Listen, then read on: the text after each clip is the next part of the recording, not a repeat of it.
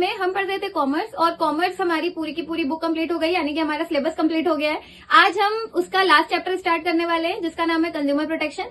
यानी कि बस 2 दिन में हम कॉमर्स का फुल सिलेबस कंप्लीट कर लेंगे। आज हम चैप्टर को आधा कंप्लीट करेंगे और आधा हम नेक्स्ट वीडियो में कंप्लीट करेंगे। तो आज के वीडियो में हम कंज्यूमर प्रोटेक्शन में नीड फॉर कंज्यूमर प्रोटेक्शन पढ़ने वाले हैं एंड राइट्स ऑफ कंज्यूमर्स पढ़ने वाले हैं। राइट्स बहुत इंपॉर्टेंट है, तो अच्छे से समझिएगा।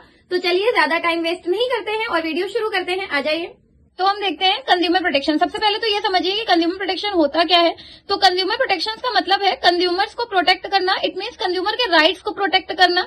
जितने भी बड़े बड़े प्रोड्यूसर्स होते हैं, बड़े बड़े मैन्युफैक्चरर्स होते हैं, वो कंज्यूमर्स को एक्सप्लॉइट करते हैं due to lack of knowledge, क्योंकि कंज्यूमर्स को इतनी ज्यादा नॉलेज नहीं होती प्रोडक्ट के बारे में, मार्केट अफेयर्स के बारे में। तो इस वजह से उनको बहुत इजिली एक्सप्लॉइट किया जाता है। ये एक्सप्लॉइटेशन को ही खत्म करने के लिए, कम करने के लिए गवर्नमेंट ने कंज्यूमर प्रोटेक्शन एक्ट बनाया था। कंज्यूमर प्रोटेक्शन एक्ट सबसे पहले 1986 में पास हुआ था। देन उसके बाद उसमें अमेंडमेंट किया गया और अब कंज्यूमर प्रोटेक्शन एक्ट 2019 चलता है। वो दोनों में डिफरेंस क्या है ये मैं आप लोगों को आगे समझाऊंगी। फिलहाल के लिए कंज्यूमर्स को प्रोड्यूसर्स के एक्सप्लॉइटेशन से बचाना, यही कंज्यूमर प्रोटेक्शन होता है। अब कंज्यूमर को प्रोटेक्ट करने की नीड पड़ी, क्यों जरूरत थी? तो नीड फॉर कंज्यूमर प्रोटेक्शन क्या है? Number 1, growth with social justice. Consumer protection की नीड इसलिए थी क्योंकि हमारी इकोनॉमी ग्रो तो कर रही थी, लेकिन हमारी इकोनॉमी में सोशल जस्टिस नहीं था। मतलब जो जिनके पास पैसा ज्यादा है वो अच्छा कर रहे थे, अच्छा कंजम्पशन कर रहे थे, अच्छा उनके पास इनकम अच्छी आ रही थी, सब कुछ बढ़िया था और उनके साथ एक्सप्लॉइटेशन भी नहीं होता था। बट जिनके पास इतनी नॉलेज नहीं है, जिनके पास ज्यादा इनकम नहीं, उनको बहुत ज्यादा एक्सप्लॉइट किया जाता था। तो वो एक्सप्लॉइटेशन से बचने के लिए सबसे पहले तो कंज्यूमर प्रोटेक्शन आया, ताकि जो ग्रोथ तो हो इकोनॉमी में, बट साथ में सोशल जस्टिस भी रहे, इक्वालिटी भी रहे।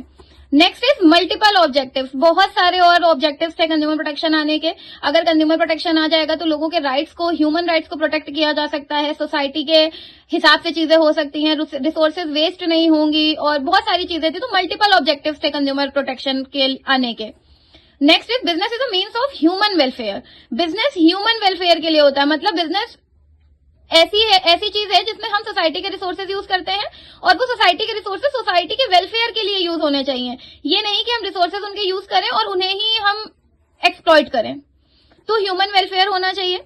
Next is consumer is the purpose of business. और अगर आप कंज्यूमर को ही नहीं प्रोटेक्ट करोगे तो बिजनेस का पर्पज ही खत्म हो जाएगा, क्योंकि अगर कंज्यूमर ही नहीं होगा तो आप किसी भी चीज का बिजनेस कैसे कर पाएंगे? क्योंकि कंज्यूमर इज द किंग ना।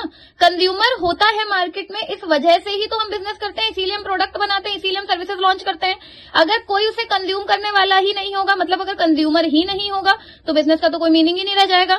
तो इस वजह से, क्योंकि कंज्यूमर ही मेन बिजनेस का पर्पज होता है, इसलिए कंज्यूमर को प्रोटेक्ट करना इंपॉर्टेंट है, नेसेसरी है किसी भी इकोनॉमी के लिए। नेक्स्ट है business ethics.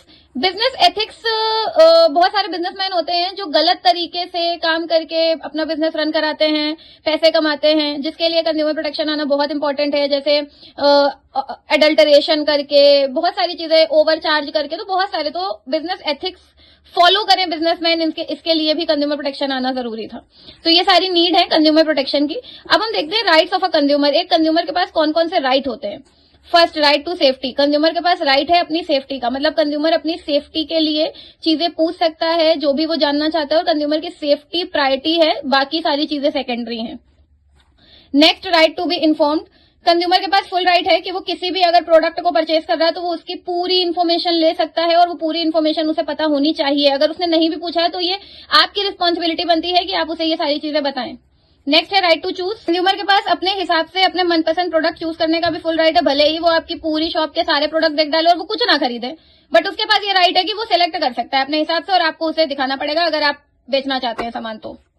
Right to be heard. अगर आप कंज्यूमर कोई कंप्लेन लेकर आया है तो आपको उसकी बात सुननी पड़ेगी, क्योंकि ये उसका राइट है। Right to seek redressal. Consumer अपनी रिड्रेसल भी मांग सकता है। रिड्रेसल का मतलब अगर उसके साथ कुछ ऐसा हुआ है, कुछ डिफेक्टिव आइटम मिला है या कोई डिफेक्टिव सर्विस है, डेफिशिएंसी है सर्विस में, तो वो उसके लिए रिड्रेसल के लिए कोर्ट जा सकता है और जो भी रिड्रेसल सिस्टम बना हुआ है उसको प्रोसीजर को फॉलो कर सकता है। ये उसके राइट का पार्ट है।